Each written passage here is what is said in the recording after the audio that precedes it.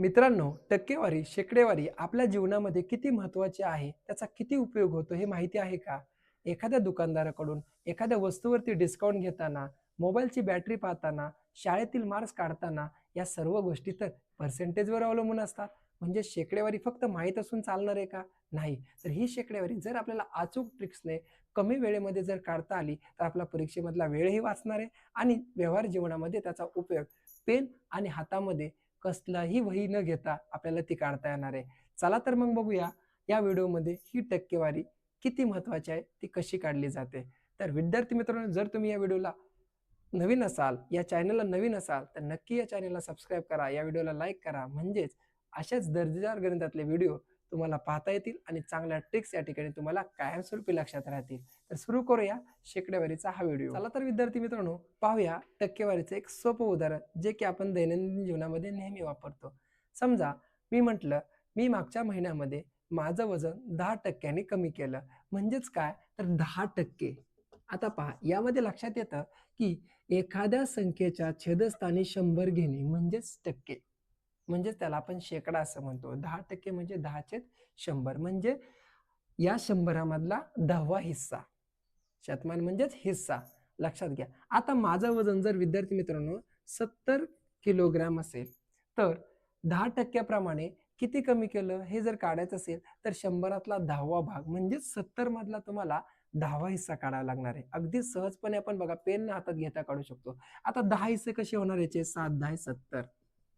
म्हणजे एक हिस्सा विद्यार्थी मित्रांनो 7 असणार. म्हणजे 70 मधून तुम्ही 7 वजा करा. म्हणजे सध्या तुमचं वजन 10% कमी केलं म्हणजे 63 किलो असणार आहे. पण आपण काय करतो? बघा, 70 वरती 10% आपण बेसिकमध्ये असं असं काढतो. म्हणजे हे खालचे 2 शून्य गेले, वरचे 2 शून्य गेले म्हणजे 7 एके 7 आणि मग हे 7 ते तुमचं आलं, की तुम्ही काय करता?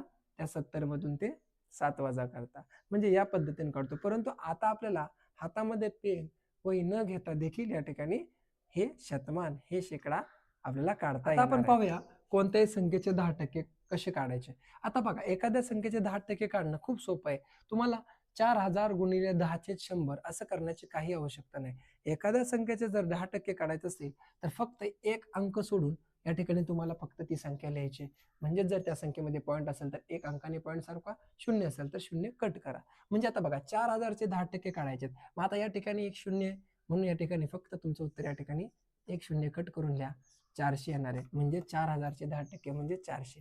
म्हणजेच 10वा हिस्सा 100तला तो 400 असणार आहे. हे लक्षात घ्या.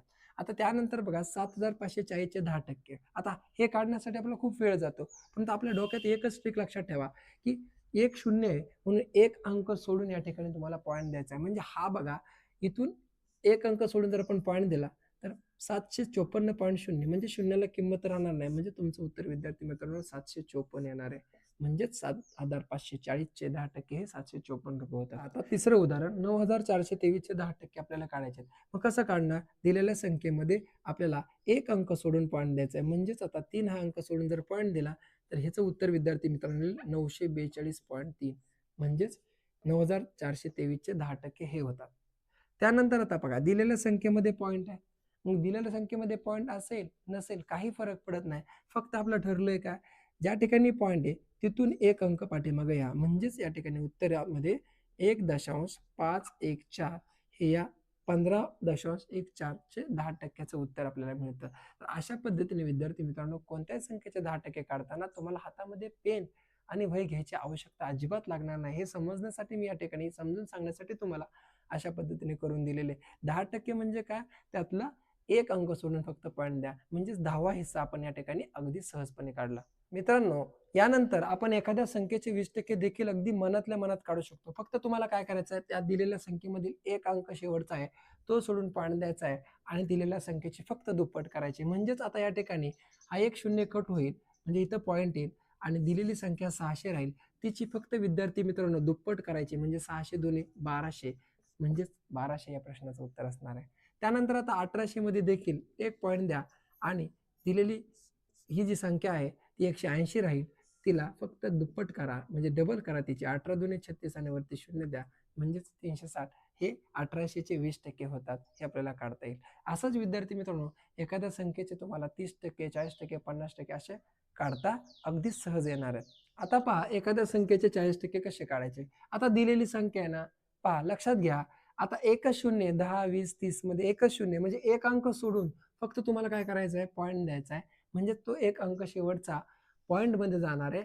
आता जी शिल्लक राहिलेली संख्या आहे विद्यार्थी मित्रांनो, तिची फक्त आता तुम्हाला चौपट करायची. कारण बघा ना 20 ची दुप्पट आहे ना ही, म्हणजे दुपटीची दुप्पट म्हणजेच त्या संख्येची आपल्याला चौपट करायची. म्हणजेच 80 ची चौपट केली तर 8 चोक 32 आणि वरती 0 म्हणजे 320 हे 800 चे 40% होतात. त्यानंतर आता 1500 चे 40% करायचे. सुरुवातीला तुम्हाला एक अंक सोडून पॉईंट द्यायचा आहे म्हणजे दिलेली संख्या आता तुमच्या समोर असणारी 150 तिची फक्त चौपट करा म्हणजे तिला 4 ने गुणा 15 चोक 60 आणि इथला वरचा 0 म्हणजे 600 हे या दिलेल्या संख्येची आपल्याला 40% होतात. एखाद्या संख्येचे आता आपल्याला 50% कसे काढायचे ते पाहायचं आहे. बघा एखादी संख्या असेल तर तिचे 100% म्हणजे तीच संख्या असते. मग 50% म्हणजे काय निम्मी. त्या संख्येचे फक्त निम्म करा. झालं उत्तर. तुम्हाला ना 50/100 गुणिले ती संख्या करण्याची अजिबात आवश्यकता नाही. कारण व्यवहार कौशल्य वाढण्यासाठी आपल्याला हे मनातल्या मनात करता आलं पाहिजे.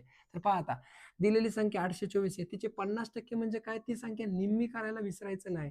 म्हणजे 824 ची निम्मी संख्या विद्यार्थी मित्रांनो आपल्याला लगेच यायला पाहिजे. 800चं निम्म किती होतं? 400 आणि 24चं निम्म विद्यार्थी मित्रांनो होतं 12 म्हणजे 412 हे या प्रश्नाचं उत्तर असणार आहे. तुम्ही करून बघा. त्यानंतर आता बघा 2618 गुणिले 50% म्हणजे दिलेल्या संख्येचे आपल्याला 50% करायचे. 600 म्हणजे गुणाकाराचं चिन्ह असतं. आता पहा 2618 आहे का नाही? तिचं निम्म करताना कसं करणार? आता या 2000चा अगोदर निम्म करा. असे तुकडे पाडा. टप्पे-टप्पे करा म्हणजे सोपं जाईल. 2000चं निम्म बघा डोक्यात येतं 1000 त्यातला 1 घ्या. 618 मध्ये 600चं निम्म किती आहे? 3 त्यातले 3 घ्या आणि 18 या संख्येचं निम्म विद्यार्थी मित्रांनो 9 होतात म्हणजे 09 म्हणजेच 1309 हे या विद्यार्थी मित्रांनो या प्रश्नाचं उत्तर असणार आहे.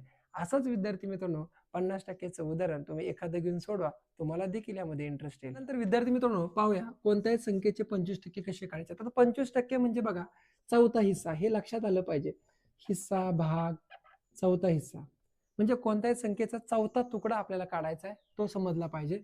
आता 400चे 25% करताना आपण काय करतो 400 गुणिले 25 100 मांडतो. हे मांडायची आवश्यकताच नाही. दिलेली संख्या बघायची किती आहे 400 तिचे किती टक्के काढायचे आपल्याला 25%. मग 400चे 4 तुकडे करा म्हणजे 400चे 4 तुकडे झाले 100 होतील. त्यातला एकच तुकडा हेच तुमचं उत्तर असणार आहे. म्हणजेच 400चे 25% म्हणजेच या ठिकाणी 100 होतात. बघा ना आपण कधी एखाद्या गाडीमध्ये जात असताना एखादा व्यक्ती अपंग असेल तर त्याला 1/4 तिकीट आहे म्हणतो. 1/4 म्हणजेच काय? ते 1/4 म्हणजेच विद्यार्थी मित्रांनो 25% असतं हे लक्षात घ्या. म्हणजे तो चौथा हिस्सा असतो त्या तिकिटाचा तोच त्या ठिकाणी द्यावा लागतो. म्हणजे ₹100 जर तिकीट असेल एखाद्या बसमध्ये एखाद्या प्रवाशाला मिळत असेल तर त्याच्यातले ₹25 त्याला त्या ठिकाणी द्यावे लागतात. त्यानंतर विद्यार्थी मित्रांनो 6800चे 25% काढायचे. आता किती मोठी संख्या असेल घाबरायची आवश्यकता नाही. प्रश्न विचारा ह्या 2 अंकाला. हे 2 अंक तुम्हाला एखाद्या पाढ्यामध्ये दिसतात का बघा. 68 दिसतात. तर प्रश्न काय विचारायचा बघा. किती चोक 68? कारण आपल्याला चौथा हिस्सा काढायचा आहे म्हणजे 4 ने प्रश्न विचारायचा. तर पाढा येतो 17 चोक 68 म्हणजे 17. आता इथे 2 शून्य या ठिकाणी 2 शून्य आहे अशा द्या. म्हणजेच 1700 हे 6800चे 25% होतात. म्हणजे 6800चे 4 भाग जर केले 1700, 1700, 1700, 1700 तर त्यातला एक हिस्सा म्हणजे चौथा हिस्सा हे तुमचं या प्रश्नाचं उत्तर असतं. अशा पद्धतीने विद्यार्थी मित्रांनो कोणत्याही संख्येचे आपल्याला 25% काढता येतात. पहा विद्यार्थी मित्रांनो आता तुम्हाला प्रश्न पडला असेल की सरांनी कोणत्याही संख्येचे 1% काढण्याचे उदाहरण ट्रिक शेवटी का घेतले असेल. हो जेवढं सोपं वाटतं विद्यार्थी मित्रांनो तेवढंच बरेच विद्यार्थी अवघडामध्ये नेतात. कारण एखाद्या संख्येचे 1% काढणं हे सहजासहजी सोपं नाहीये. बरेच विद्यार्थी चुकतात. पहा आता कोणत्याही संख्येचे 1% काढताना फक्त एक लक्षात घ्या. एखाद्या संख्येचे 1% काढायला आलं, एक आला रे आला, तर 2 अंक सोडून या ठिकाणी उडी मारा मागं म्हणजे पॉइंट द्या. म्हणजेच दिलेल्या संख्येमध्ये 2 अंक सोडून तुम्हाला दशांश चिन्ह द्यायचं आहे. म्हणजेच या ठिकाणी उत्तरामध्ये येणार आहे तुमचं 20. म्हणजेच 2000चे 1% म्हणजे 20 असणार आहे. म्हणजे तो पॉईंट इथं आला असता ना म्हणून. आता बघा 4712चे 1% काढायचे आहेत. फक्त काय करायचे शेवटचे 2 अंक सोडून पॉईंट द्यायचा आहे म्हणजे 47.12 हे या प्रश्नाचं उत्तर असणार आहे. बघा इतकं सोपं आहे. त्यानंतर आता बघा 678.6 दशांश जरी असेल दिलेल्या संख्येमध्ये तरी देखील आपल्याला 1 आला 1% काढायचा म्हणून या ठिकाणी 2 अंक तिथून मागे सरकायचे डावीकडे सरकायचे लक्षात ठेवा. म्हणजेच या ठिकाणी आता दशांशी 6 नंतर 6.786 या प्रश्नाचं उत्तर असणार आहे. तर अशा पद्धतीने विद्यार्थी मित्रांनो आपण कोणत्याही संख्येचे 1% काढले. विद्यार्थी मित्रांनो, ही शेकडेवारी, ही टक्केवारी, हे पर्सेंटेज, हे शतमान आजच्या व्हिडिओमध्ये तुम्हाला अगदी सहजपणे त्याचा उपयोग आपल्या दैनंदिन जीवनामध्ये कसा होतो, ते किती उपयुक्त आहे, ते कसं शिकलं पाहिजे. जर आपण शॉर्ट ट्रिकच्या मदतीने मनातल्या मनात पेन आणि वहीशिवाय कॅल्क्युलेशन करू शकलो, तर नक्कीच ही शेकडेवारी आपल्याला समजायला अगदी सोपी जाणार आहे. हे तुम्हाला या व्हिडिओमध्ये शिकायला मिळालं. तर ही ट्रिक, ही शेकडेवारी तुम्हाला कशी वाटली? हा व्हिडिओ कसा वाटला? नक्की कमेंट करून सांगा आणि हा व्हिडिओ आवडला असेल तर लाईक करा आणि आपल्या चॅनलला सबस्क्राईब करायला विसरू नका. आणि यानंतर सविस्तर शेकडेवारीचा नक्कीच एक नवीन व्हिडिओ घेऊन पुन्हा भेटेन. धन्यवाद.